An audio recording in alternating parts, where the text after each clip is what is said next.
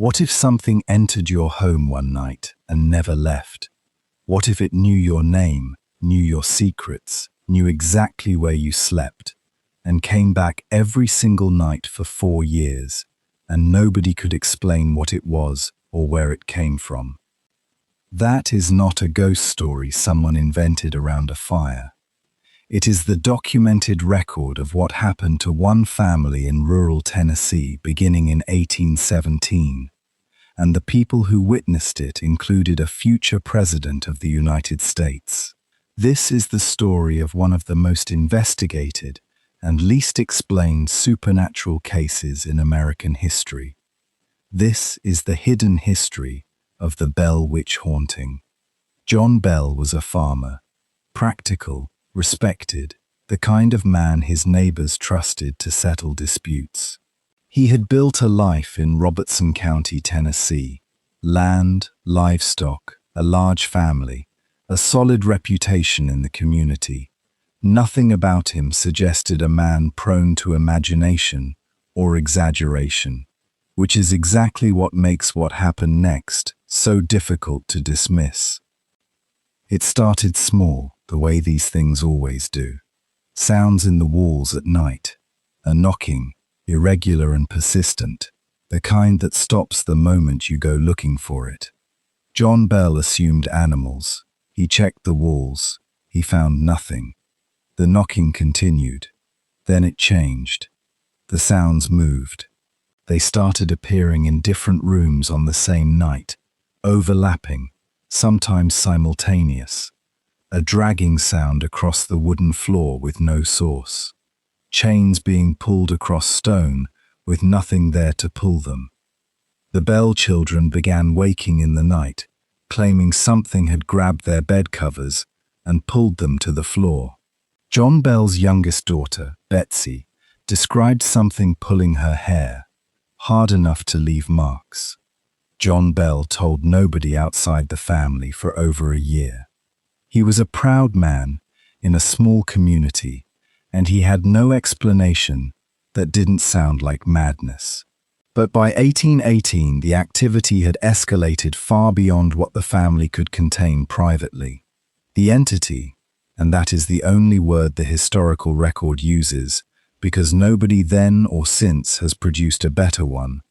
Neighbors who visited the Bell farm came as skeptics and left as something else entirely. Word spread through the county the way word spreads in a place where everyone knows everyone. By 1819, the Bell farm had become something between a spectacle and a place people approached with genuine unease. By the way, if you've made it this far, you're clearly someone who finds the hidden side of history fascinating. If you want more stories like this, hit subscribe. New episode every week. Now, back to the Bell family. What the historical record shows, and there is a substantial historical record, compiled from letters, journals, and sworn testimony from multiple witnesses, is a consistent pattern of behavior that defies simple explanation. The entity demonstrated knowledge it should not have had. It repeated private conversations that had taken place in sealed rooms. It identified strangers by name before being introduced. It showed a particular, sustained, and vicious focus on John Bell himself, and an equally particular gentleness toward his wife, Lucy, whom it apparently treated with something close to affection. John Bell's health began failing in 1820. The decline was documented by his doctor and by multiple family members. He complained of a persistent stiffness in his jaw, an inability to swallow properly, episodes where his face would contort involuntarily. His body was deteriorating, and nobody could identify a cause. On the morning of December 20th, 1820, John Bell did not wake up. His family found him unresponsive. Beside his bed was a vial of liquid that nobody could identify, and nobody remembered placing there. One of the family's dogs was reportedly given a small amount and died within hours. The entity, by multiple accounts, announced John Bell's death before the family discovered it, and by multiple accounts, it expressed satisfaction. After John Bell died, the activity diminished sharply. It did not stop immediately. There were further incidents over the following months, but the sustained, nightly intensity that had defined 4 years of the family's life pulled back significantly. The entity, whatever it was, appeared to have finished what it came to do. General Andrew Jackson visited the Bell farm during the height of the haunting. This is not legend, it is documented in correspondence from the period. Jackson was a man who had spent decades in military campaigns, a man not easily unnerved by anything. His account of the night he spent at the Bell farm describes his wagon stopping inexplicably on the road, refusing to move despite the horses having no physical reason to halt, and phenomena inside the farmhouse that he declined to explain in full in his letters, but which he described as unlike anything in his prior experience. Jackson reportedly said he would rather face the entire British Army than spend another night in that house. So what was it? Historians have spent 2 centuries attempting to construct a rational framework around the Bell Witch case, and the results are notably unsatisfying.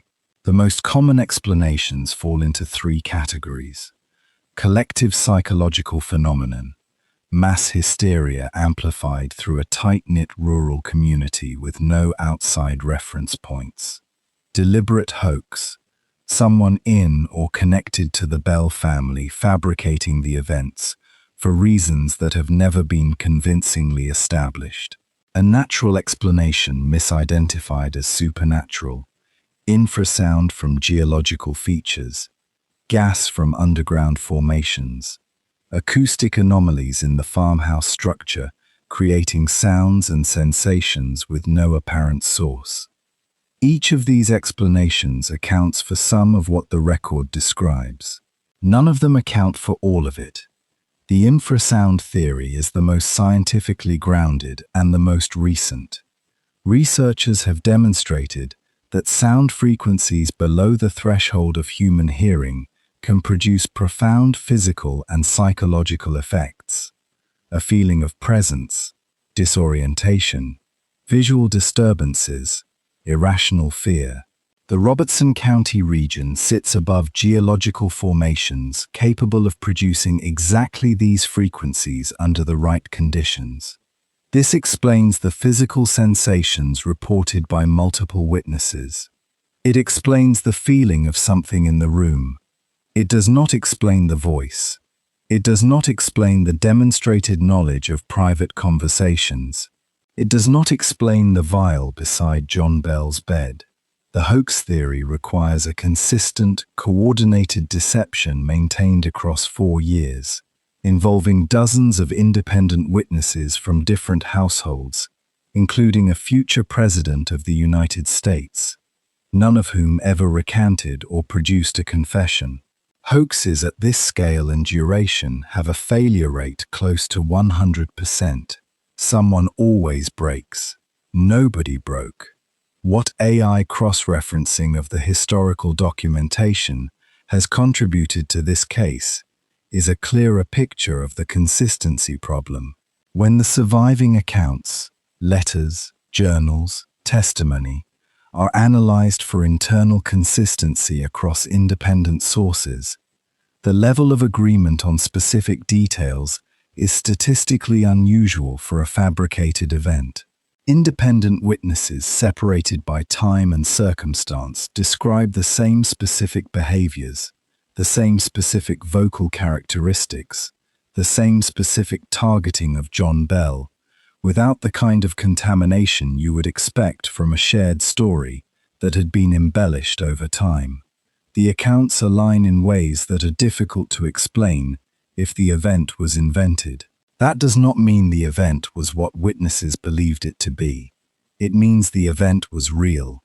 Something happened on that farm in Robertson County between 1817 and 1821 that affected dozens of people across 4 years in consistent and documented ways.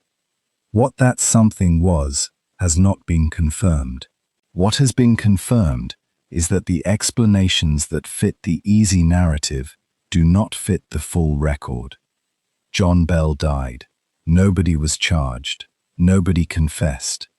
The vial was never identified.